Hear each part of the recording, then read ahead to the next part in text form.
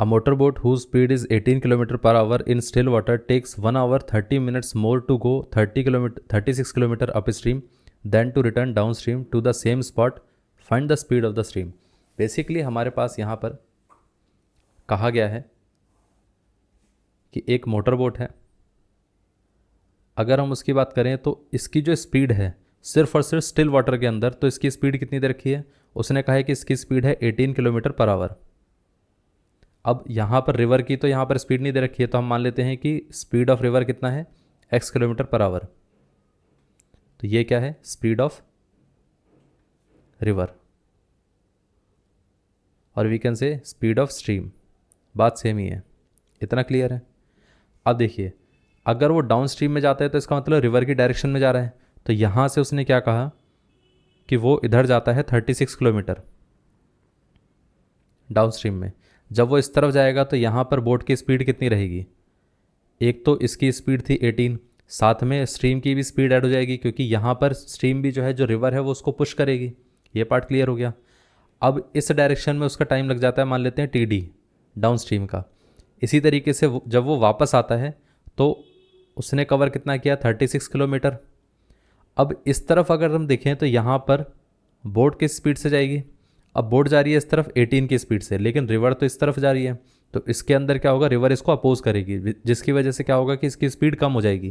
तो यहाँ पर हम ऐसा बोल सकते हैं ना कि इसकी स्पीड एक्चुअली में 18 - x हो जाएगी।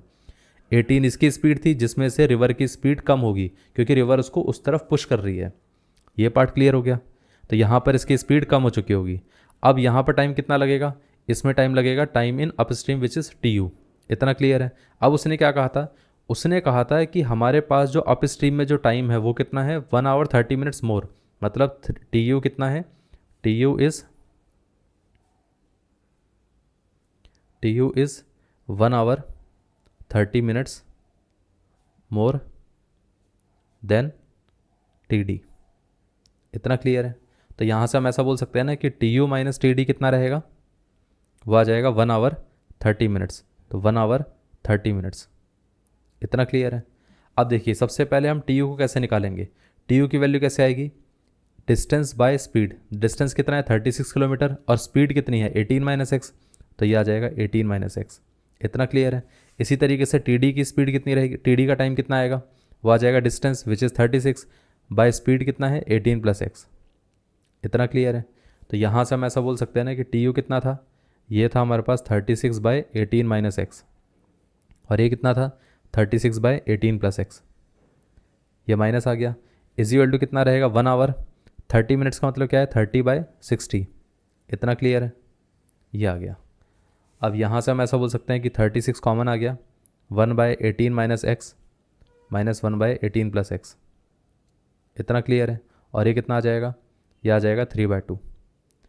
अब ये दोनों कैंसिल आउट हो जाएंगे, तो यहाँ से कितना आ जाएगा? 12 आ जाएगा। 12 × 2 कितना आ गया? 24 आ गया। सो ये आ जाएगा 18 - x × 18 + x। अब 18 + x इससे मल्टीप्लाई होगा, और यहाँ पर 18 - x इससे मल्टीप्लाई होगा, इक्वल टू ये कितना आ जाएगा? अब देखिए, 2 से हमने पहले मल्टीप्लाई कर दिया था, तो यहाँ पर बचा सिर्फ 1। इतना क्लियर है।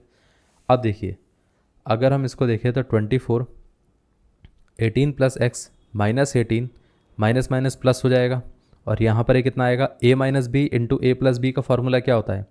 वो होता है a² - b²। इतना क्लियर है। अब यहाँ से देखिए, 18 से 18 कैंसिल आउट हो जाएगा, तो बचेगा क्या? x और x। तो यहाँ पर ये कितना आ जाएगा? 24 × 2x, और ये वाला पार्ट इस तरफ ला सकते हैं हम, तो ये आ जाएगा 18 का स्क्वायर - x²। ये पार्ट क्लियर हो गया। अब ये 24 × 2x कितना रहेगा? 48x रहेगा, और ये कितना रहेगा? 18² कितना था? 324 - x²। इस पूरे पार्ट को हम लेफ्ट साइड पे ला सकते हैं, तो ये कितना आ जाएगा? ये आ जाएगा प्लस का x² माइनस का 324 प्लस का 48x = 0। अब देखिए, यहाँ पर हम ऐसा लिख सकते हैं x² + 48x - 324 = 0। अब हमें क्या करना है? इस इक्वेशन को सॉल्व करना है। कैसे सॉल्व करना है? ऐसे दो नंबर्स में इसको स्प्लिट करेंगे हम, कि यहाँ पर हमारे पास इस मिडिल टर्म को हमें ऐसे दो नंबर्स में स्प्लिट करना है जिनका सम क्या होना चाहिए? प्लस का 48, और साथ में इनका प्रोडक्ट क्या होना चाहिए? प्रोडक्ट होना चाहिए माइनस का 324। अब देखिए अगर हम इसके फैक्टर करके देखें तो कितना आता है। अब ये पता है कि 324 आया किससे था, 18 स्क्वायर से, तो मतलब यहाँ पर फैक्टर आएगा 18 इंटू 18। अब इससे तो कुछ होगा नहीं क्योंकि 18 और 18 को ऐड करेंगे तो 48 तो आएगा नहीं, यहाँ पर 36 आता है। अब एक काम करते हैं, इसको स्प्लिट कर लेते हैं। अगर हम देखें तो यहाँ पर हमारे पास ये कितना आ जाएगा 3, और ये कितना आ जाएगा 6, और ये कितना आ गया 18। अब एक चीज़ सोचिए, अगर हम 18 को 3 से मल्टीप्लाई कर लें तो कितना आता है। 18 का 3 से मल्टीप्लिकेशन कितना आएगा, 3 8 24, और ये 3 इंटू 1 कितना आ गया, तो यहाँ पर ये 54 आ जाएगा, और ये कितना आ जाएगा 6 और 54 के बीच में डिफरेंस कितना आता है, 48 का आता है। तो एक काम करते हैं ना कि यहाँ पर 54 इसको ले लेते हैं और इसको माइनस का 6 ले लेते हैं, क्योंकि हमें क्या चाहिए, प्लस का 48 चाहिए, तो प्लस चाहिए तो लार्जर नंबर हमने पॉजिटिव ले लिया। इन दोनों को ऐड करेंगे तो प्लस का 48 आएगा, इनको मल्टीप्लाई करेंगे तो माइनस का 324 आएगा। ये पार्ट क्लियर है।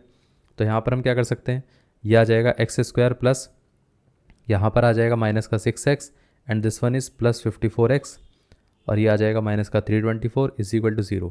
अब देखिए इसमें से हम क्या कर सकते हैं, x कॉमन ले सकते हैं, तो इधर से बचेगा x और इधर से क्या बचेगा माइनस का 6, और यहाँ से क्या आ जाएगा 54, इसमें से x कॉमन आ जाएगा। अब इसको अगर हम 54 से डिवाइड करेंगे तो कितना आएगा, 6 आएगा, इज इक्वल टू कितना आ गया, 0 आ गया। x माइनस 6 दोनों में से कॉमन आ सकता है, तो यहाँ से x माइनस का 6 कॉमन आ गया, तो यहाँ से बचेगा x और यहाँ से कितना बचेगा 54 इज इक्वल टू 0। अब देखिए अगर ये वाला पार्ट 0 के साथ इक्वेट करेंगे तो x की वैल्यू कितनी आएगी, 6 आएगी। अब इस वाले पार्ट को अगर हम 0 के साथ इक्वेट करेंगे तो x की वैल्यू कितनी आएगी, माइनस का 54 किलोमीटर पर आवर आएगी। जबकि ऐसा पॉसिबल ही नहीं हो सकता है कि स्पीड कभी नेगेटिव तो हो नहीं सकती है, तो मतलब ये वाला आंसर तो पॉसिबल नहीं है। तो आंसर क्या रहेगा, x इज इक्वल टू 6। इतना क्लियर है। तो यहाँ पर हम ऐसा बोल सकते हैं कि x इज इक्वल टू कितना आ जाएगा, 6 किलोमीटर पर आवर। अब पूछा क्या गया था हमसे, x ही पूछा गया था, तो हम क्या बोल सकते हैं कि यहाँ पर आंसर आ जाएगा, so the speed of stream is 6 kilometre per hour. That's it, ये आंसर है।